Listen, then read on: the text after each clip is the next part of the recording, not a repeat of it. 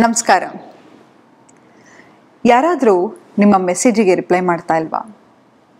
Ignore ಮಾಡ್ತಾ ಇದ್ದಾರಾ? ಅದರಿಂದ ನಿಮ್ಮ ಕಾನ್ಫಿಡೆನ್ಸ್ ಕಡಿಮೆ ಆಗ್ತಾ ಇದೆಯಾ?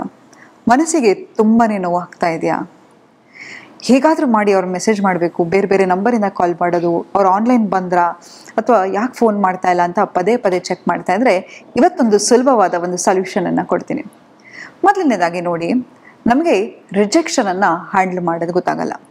ಏನು ಅನ್ಕೋತೀವಿ, ಎಲ್ಲರೂ ನಮ್ಮನ್ನು ಇಷ್ಟಪಡಬೇಕು, ಎಲ್ರಿಗೂ ನಾನು ಬೇಕಾಗಿರೋತಕ್ಕಂಥ ವ್ಯಕ್ತಿ, ಅದರಲ್ಲೂ ಈ ವ್ಯಕ್ತಿ ಮೇಲೆ ನನಗೆ ತುಂಬಾ ಅಪಾರವಾದ ಪ್ರೀತಿ ಇದೆ ಅಂತಂದಮೇಲೆ ಆ ವ್ಯಕ್ತಿನೂ ನನಗೆ ಪ್ರೀತಿ ಕೊಡಲೇಬೇಕು ಅಂತ ಹೇಳಿ ಆ ವ್ಯಕ್ತಿ ಮೇಲೆ ಅನ್ರಿಯಲಿಸ್ಟಿಕ್ ಎಕ್ಸ್ಪೆಕ್ಟೇಷನ್ಸನ್ನು ಇಟ್ಕೋತಾ ಹೋಗ್ತೀವಿ. ನೋಡಿ, ಭಗವಂತನಾಗಿರ್ತಕ್ಕಂಥ ಕೃಷ್ಣ ಆಗಿರ್ಬೋದು, ರಾಮ ಆಗಿರ್ಬೋದು, ಯೇಸು ಕ್ರಿಸ್ತ ಆಗಿರ್ಬೋದು, ಎಲ್ಲರನ್ನು ಮೆಚ್ಚಿಸ್ಲಿಕ್ಕೆ ಖಂಡಿತವಾಗ್ಲೂ ಸಾಧ್ಯ ಆಗಲಿಲ್ಲ.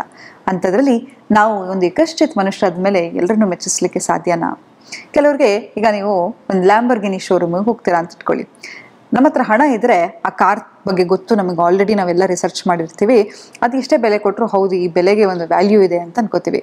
ಅದೇ ಯಾವಾಗ ನಮಗೆ ಅದನ್ನು ಕೊಂಡ್ಕೊಳ್ಳೋ ಶಕ್ತಿ ಇರಲ್ವೋ ಆಗ ಆ ಶೋರೂಮ್ಗೆ ಹೋಗ್ಬಿಟ್ಟು, ಅಯ್ಯೋ ಈ ಕಾರ್ ಏನು ಗ್ರೌಂಡ್ ಕ್ಲಿಯರೆನ್ಸ್ ಇಲ್ಲ, ಇದಕ್ಕೆ ಯಾರು 3 ಕೋಟಿ 4 ಕೋಟಿ ಕೊಡ್ತಾರಾ, ಮಾಡೋಕ್ಕೆ ಕೆಲಸ ಇಲ್ಲ, ಯಾರನ್ನೋ ದಡ್ಡನೆ ಕೊಡೋದು ಅಂತ ಹೇಳಿ ಬೈಕೊಂಡು ಹೋಗ್ತೀವಿ. ಹಾಗೆ ನೀವು ಲ್ಯಾಂಬರ್ಗಿನಿ, ನಿಮ್ಮನ್ನು ಅಫೋರ್ಡ್ ಮಾಡೋರು ಮಾತ್ರ ನಿಮ್ಮ ಬೆಲೆ ಗೊತ್ತಿರಲಿಕ್ಕೆ ಸಾಧ್ಯ.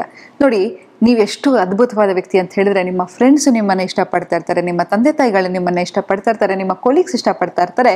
ಆದರೆ ಈ ವ್ಯಕ್ತಿಗೆ ನಿಮ್ಮ ಆ ಎನರ್ಜಿ ಏನಿರುತ್ತೆ, ಆ ಲಾಯಲ್ಟಿ ಆಗಿರ್ಬೋದು, ಆ ಪ್ರೀತಿ ಆಗಿರಬಹುದು, ಅಥವಾ ಆ ಕಾಳಜಿ ಅಟೆನ್ಷನನ್ನು ಕೊಡೋ ಯೋಗ್ಯತೆ ಇಲ್ಲದಾದ್ಮೇಲೆ ಅವರು ನಿಮ್ಮ ಜೀವನದಿಂದ ದೂರ ಉಳಿಯೋಕ್ಕೆ ಇಷ್ಟಪಡ್ತಾರೆ. ಅಂಥ ವ್ಯಕ್ತಿಯನ್ನು ನನ್ನ ಬೆಲೆ ತಿಳಿಸ್ಬೇಕು, ನಾನೇನು ಅಂತ ತಿಳಿಸ್ಬೇಕು, ನಾನು ಇಷ್ಟು ಅದ್ಭುತವಾದ ವ್ಯಕ್ತಿ ಅಂತ ತೋರಿಸ್ಲಿಕ್ಕೆ ಹೋಗಬೇಡಿ. ಅದ್ರ ಬದಲಾಗಿ ಆ ಎಲ್ಲ ಅಟೆನ್ಷನನ್ನು ನಿಮ್ಮ ಮೇಲೆ ಕೊಟ್ಕೊಂಡು ನಿಮ್ಮ ಲೈಫಲ್ಲಿ ಜೆನ್ಯೂನ್ ಆಗಿ ಬ್ಯುಸಿ ಇರಲಿಕ್ಕೆ ಶುರು ಮಾಡಿ. ಪ್ರತಿ ಸತಿ ಆ ವ್ಯಕ್ತಿ ನೆನಪು ಬಂದಾಗ ಒಂದು ಗ್ರೌಂಡಿಂಗ್ ಟೆಕ್ನಿಕನ್ನು ಹೇಳ್ಕೊಡ್ತಾ ಹೋಗ್ತೀನಿ.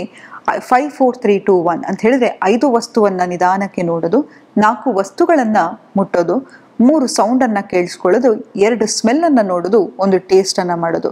ಯಾವಕ್ಕಂತ ಹೇಳಿದ್ರೆ, ಏನಕ್ಕೆ ಟೆಕ್ನಿಕ್ ಹೇಳ್ಕೊಡ್ತಾ ಇದ್ದೀನಿ ಅಂತ ಹೇಳಿದ್ರೆ, ನಾವೇನು ಮಾಡ್ತೀವಿ, ಯಾರಾದರೂ ನಮ್ಮನ್ನು ರಿಜೆಕ್ಟ್ ಮಾಡ್ತಾ ಇದ್ರೆ ಅವ್ರು ನಮ್ಮ ಜೊತೆ ಚೆನ್ನಾಗಿರೋ ಹಾಗೆ, ಅವ್ರು ನಮಗೆ ಪ್ರೀತಿ ಕೊಡ್ತಾ ಇರೋ ಹಾಗೆ, ಅಥವಾ ಮತ್ತೊಂದು ಒಂದು ಫ್ಯಾಂಟಸೈಸ್ ಮಾಡಲಿಕ್ಕೆ ಶುರು ಮಾಡಿಬಿಡ್ತೀವಿ. ಆದರೆ ಅದು ಯಾವುದೂ ರಿಯಾಲಿಟಿ ಆಗಿರಲ್ಲ. ರಿಯಾಲಿಟಿಲಿ ಯಾವಾಗ ಅವ್ರು ನಮ್ಮ ರಿಜೆಕ್ಟ್ ಮಾಡ್ತಾ ಹೋಗ್ತಾರೋ ಆಗ ಇನ್ನೂ ಮನಸ್ಸಿಗೆ ತುಂಬಾ ನೋವಾಗ್ತಾ ಹೋಗುತ್ತೆ, ದುಗುಡಕ್ಕೆ ಒಳಗಾಗ್ತೀವಿ. ಇನ್ನೊಂದು ಟೆಕ್ನಿಕ್ಕು, ಮೋಸ್ಟ್ ಪವರ್ಫುಲ್ ಟೆಕ್ನಿಕ್ ಏನಪ್ಪ ಮಾಡಬೇಕು ಅಂತ ಹೇಳಿದ್ರೆ, ರಾತ್ರಿ ಮಲಗೋಕ್ಕಿಂತ ಮುಂಚೆ ಆ ವ್ಯಕ್ತಿ ನಿಮ್ಮ ಮುಂದೆ ಕೂತಿರೋ ಹಾಗೆ ನೆನೆಸ್ಕೊಳ್ಳಿ.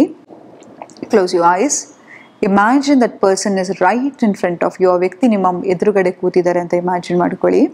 ಒಂದು ವೈಟ್ ಲೈಟ್ ಅನ್ನೋನ್ ಸೋರ್ಸಿಂದ ಅಂತ ಹೇಳಿದ್ರೆ ಆಕಾಶದಿಂದ ವೈಟ್ ಲೈಟ್ ಆ ವ್ಯಕ್ತಿ ಮೇಲೆ ಬೀಳ್ತಾ ಇರೋ ರೀತಿ ಇಮ್ಯಾಜಿನ್ ಮಾಡ್ಕೋತಾ ಹೋಗಿ.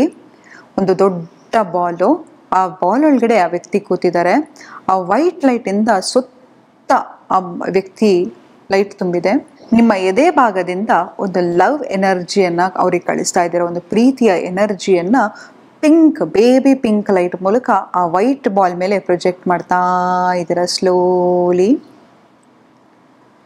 ಸ್ಲೋಲಿ ಇನ್ಹೇಲ್, ಮೆಲ್ಲಗೆ ಹೊಕ್ಕಳು ನಾಭಿ ತನಕ ಉಸಿರನ್ನು ತಗೊಂಡು ಎದೆಯಿಂದ ಈ ಲೈಟನ್ನು ಬಿಡ್ತಾ ಹೋಗಿ ಆ ಪಿಂಕ್ ಲೈಟನ್ನು ಅವ್ರ ಮೇಲೆ ನಿಧಾನವಾಗಿ ಪ್ರೊಜೆಕ್ಟ್ ಮಾಡ್ತಾ ಇದ್ದೀರಾ.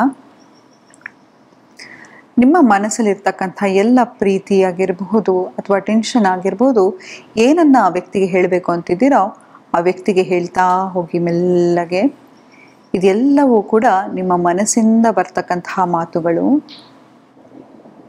ನೀವು ಏನು ಹೇಳಬೇಕು ಅಂತಿರ್ತೀರೋ ಅದನ್ನೆಲ್ಲ ಹೇಳಿದ ನಂತರ ಮತ್ತೊಮ್ಮೆ ಇನ್ಹೇಲ್, ಒಳಗೆ ಪ್ರಾಣವನ್ನು ತಗೊಳ್ಳಿ. Inhale slowly and exhale through your mouth.